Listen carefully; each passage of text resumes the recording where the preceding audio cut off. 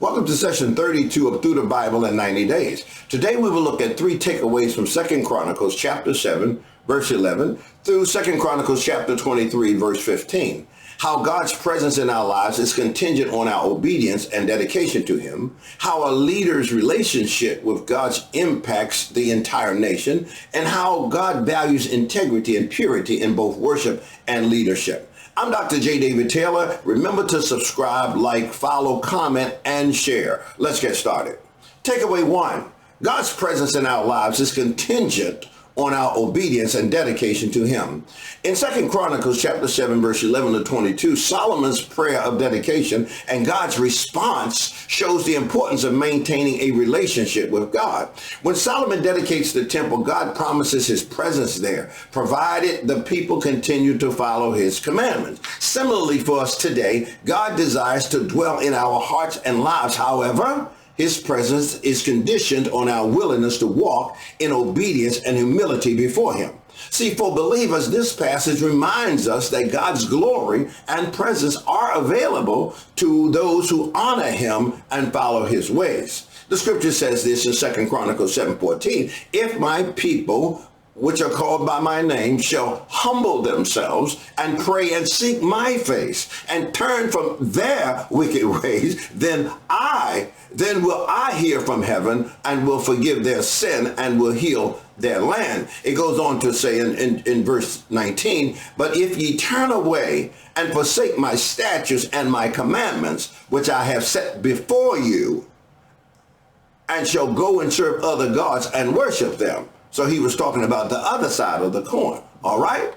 Takeaway 2. A leader's relationship with God impacts the entire nation. In 2 Chronicles chapters 8 through 16, the story of kings like Rehoboam, Abijah, and Asa show the direct correlation between a leader's faithfulness to God and the nation's well-being. Asa, in particularly, is a prime example of a leader who sought the Lord, and as a result, God gave him victory over his enemies and peace in his land. On the other hand, Rehoboam's unfaithfulness to God leads to a division of the kingdom. See, this principle is true not only for national leaders, but also for those in leadership within families, within churches, and within communities. See, for believers today, this serves as a reminder that faithful leadership brings blessings, while unfaithful leadership leads to division and hardship. The scripture says this in 2 Chronicles 14:2, and Asa did that which was good and right in the eyes of the Lord his God. And 2 Chronicles 15:17 said, and the high places were not taken away. Nevertheless, Asa's heart was perfect with the Lord all his days. Wow. Takeaway 3. God values integrity and purity in both worship and leadership. In 2 Chronicles chapters 17 through 23, we see the reign of Jehoshaphat, a king who sought God and brought reforms to the kingdom. Jehoshaphat sent out officials to teach the people God's law and work to remove idol worship. His commitment to integrity and leadership brought spiritual revival to Judah. However, the narrative also highlights the tragic downfall of those who failed to maintain integrity, like his son Jehoram, whose actions led to chaos in the kingdom. See, this passage teaches us that God desires integrity in both our personal lives and in our leadership. See, leaders and followers alike must seek to honor God in purity and truth. So for believers today, it serves as a reminder to walk in integrity, both in our private lives and in our public leadership. The scripture says this in 2 Chronicles chapter 17:3, and Jehoshaphat sought to walk in the ways of David his father, and sought not unto Baalim. 2 Chronicles 21:1 says, for the heart of the king is in the hand of the Lord. I love this scripture. As the rivers of water, he turneth it whithersoever he will. God is in control. All right. So what if the presence of God in our lives depended on our obedience and our integrity? In 2 Chronicles 7, Solomon's prayer of dedication for the temple is answered by God's promise to be with his people as long as they remained faithful. But what happens when we turn away? We see in the lives of Israel's kings how their relationship with God impacted the entire nation. See, leaders who sought God's will brought peace and prosperity, but those who turned away led the people into division and destruction. Today, we face the same challenge.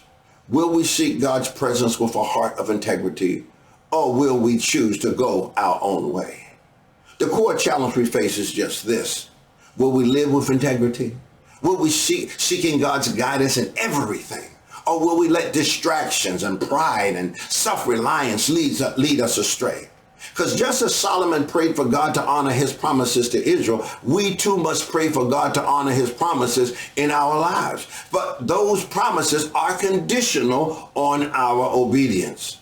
Are we willing to live as God's people, submitting to his will? Or are we like the kings who turned away from God and suffered the consequences? The real issue is whether we will honor God with our lives, and whether in leadership or in personal worship. Let's look at this differently.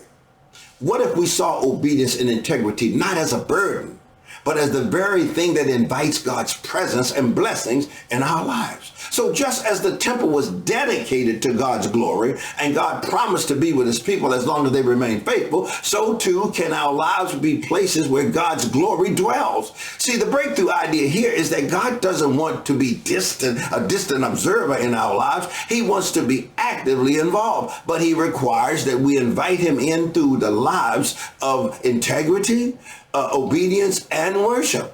When we align our hearts with his, he fills us with his presence. This is your moment to act. Will you live in obedience to God's commands? It's decision time, knowing that his presence is available to you.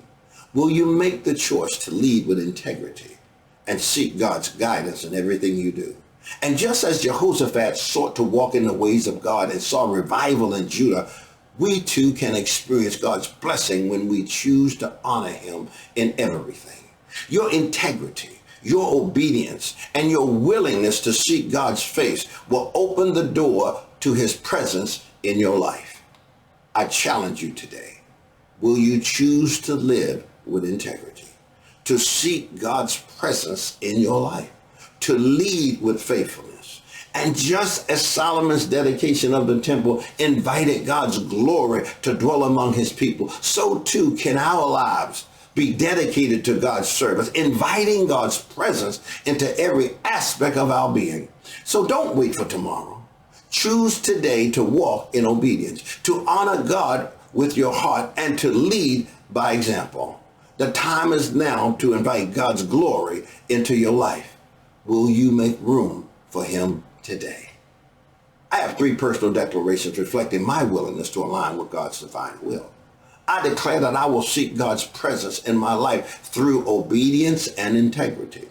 I declare that I will lead with faithfulness, knowing that God honors those who follow his will. And I declare that I will honor God with my life, dedicating everything to his service and inviting his glory in every part of my life. My time is up. I'm Dr. J. David Taylor. Thank you for joining us. Please remember to subscribe, like, follow, comment, and share.